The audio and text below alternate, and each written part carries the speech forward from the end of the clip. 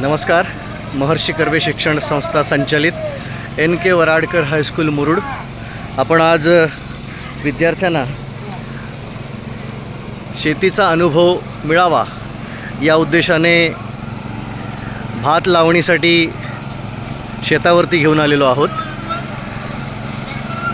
शाळेतील हरित सेना युनिट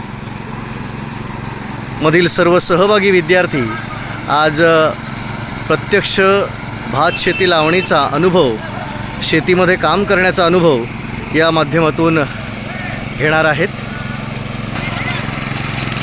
मुख्याध्यापक गमरे सर स्वतः या ठिकाणी नांगरणी करत आहेत.